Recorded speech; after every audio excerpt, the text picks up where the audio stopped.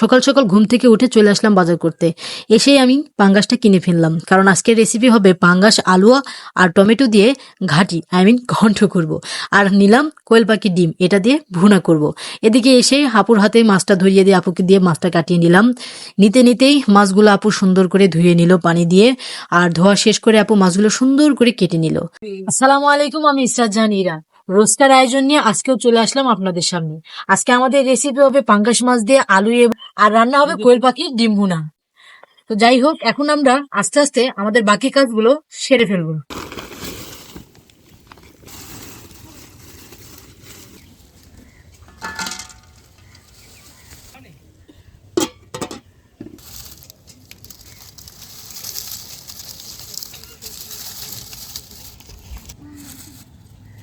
আলুগুলো সিদ্ধ করতে দিয়ে দিব। ডিম আর আলু একসাথে সিদ্ধ হবে।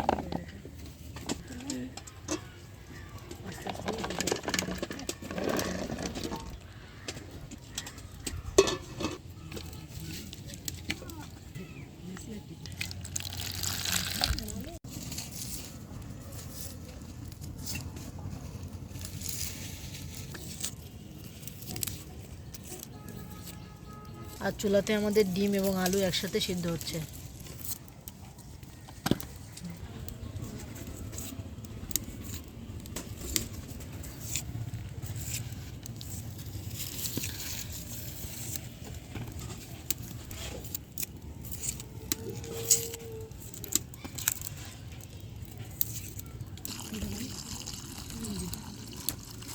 আদা রসুন পেঁয়াজ ভালো করে ধুয়ে নিব। আদা রসুন সুন্দর করে বেটে নেব।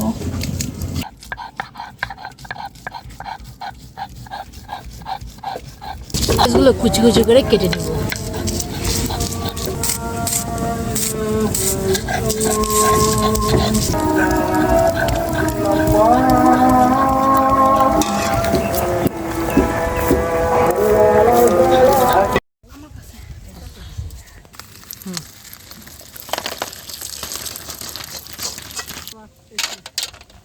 ডিমগুলা ঠাস ঠাস করে ছিলে নেব।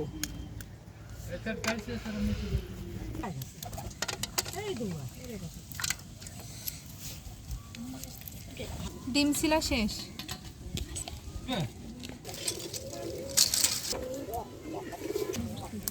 পরিমাণ মতো তেল দিয়ে দিলাম ডিম ভাজার জন্য। তেলে হালকা করে হলুদ দিয়ে নিলাম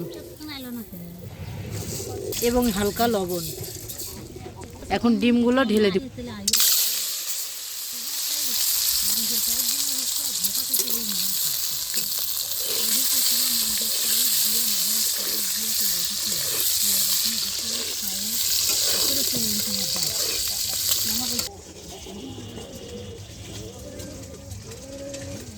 ডিম দিয়ে যেন শেষ করে ডিমগুলো তুলে নেব।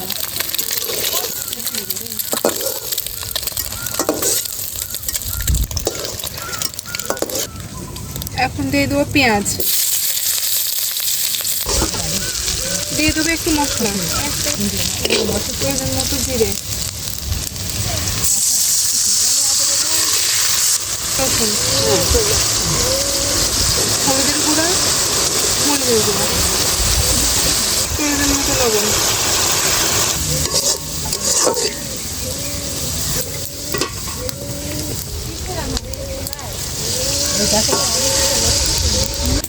কেটে নেব টমেটো।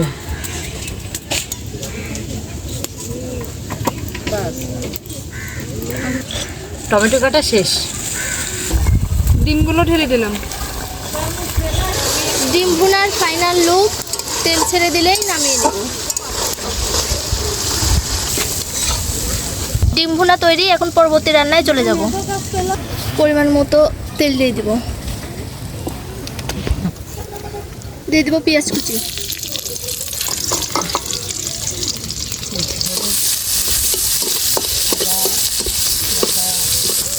ঝাল আর একটা এলাচ দিয়ে দিলাম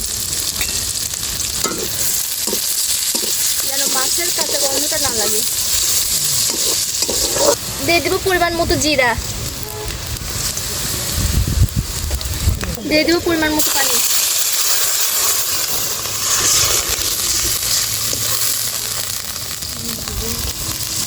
দিয়ে দেবো রসুন বাটা, আদা জিরা বাটা,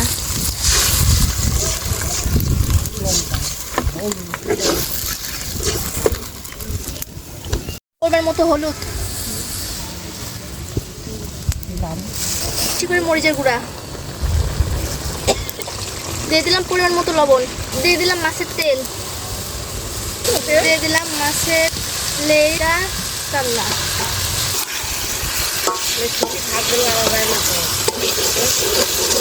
দিয়ে দিলাম একটু পানি,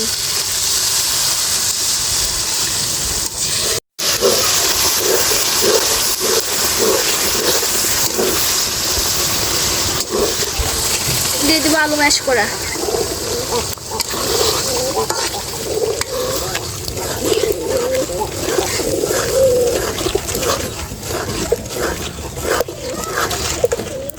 দিয়ে দিলাম পানি,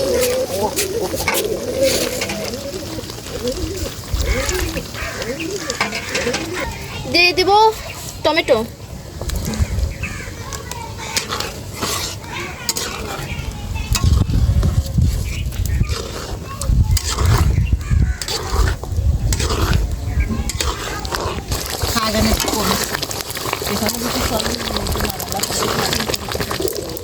পানি। আমাদের রান্না করা শেষ। আমাদের রান্না শেষ, এখন আমরা খাবো। প্লেটটা নিলাম,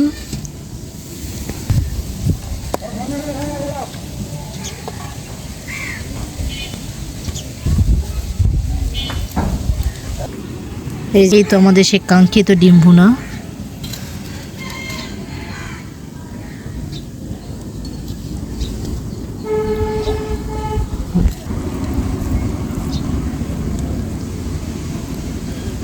মাছঘাটি, টমেটো দিয়ে মাছঘাটি, এখন আমরা খাবো।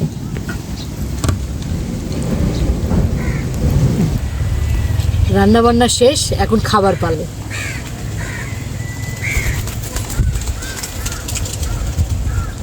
ফ্যান্টাস্টিক।